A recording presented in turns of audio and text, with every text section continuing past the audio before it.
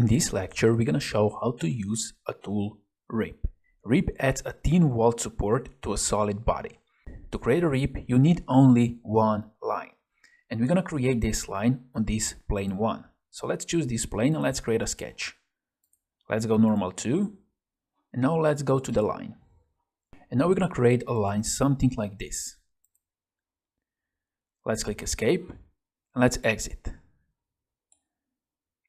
And now we're going to go to features and here we have a rip. Let's choose rip. And we can already see the preview. And now let's just click OK. Like this. And now as you can see, with only one line that is not connected neither to this feature, to this face, neither to this face, we have created a rip that is in contact with this face and this face, although sketch is not in the contact.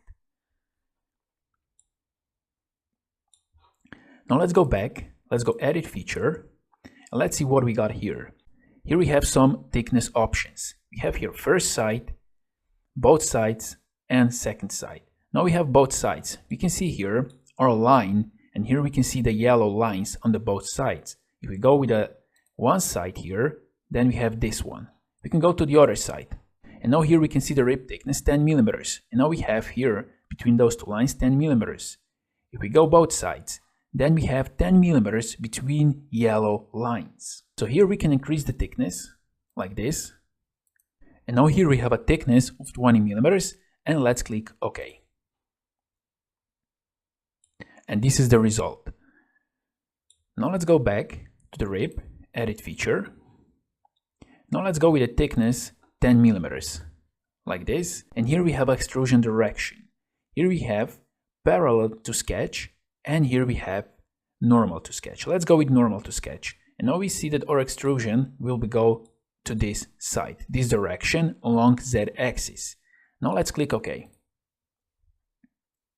And now we got this result.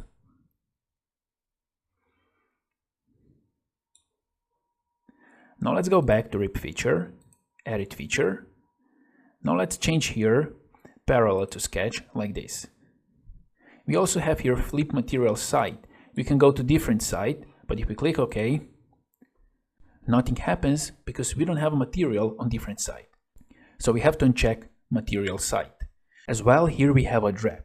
We can also turn on and off draft in the rip tool. So let's go with the on.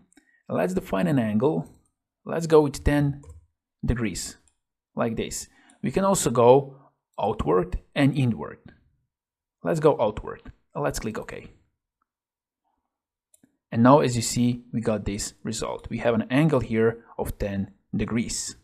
Now let's look here at our feature manager design tree. Here we have Boss Extrude 4, here we have Boss Extrude 3, and Boss Extrude 2. So first we created Boss Extrude 2, and then we created Boss Extrude 3. So let's go to Boss Extrude 3, let's go edit feature. And here we have one option, this is merge result. What it means? That means that this feature will be merged with the previous feature. So this feature here will be merged with this feature here, and they will be combined into one solid body. But if we uncheck this, then we're gonna have two solid bodies. So let's uncheck this and let's click OK. And now we can see that automatically we got an error. If we look here on the feature manager design tree, we have two solid bodies, body 1 and body 2. But when you have two solid bodies and you want to create a rip, that is not possible. So you have to be careful with that because we now got an error. This is not possible. But now if we go to Boss Extrude again, edit feature, and now we checked merge result, and now we're going to have one body, one solid body. Let's click OK. Now the rip is possible. And this is how you can use a rip tool.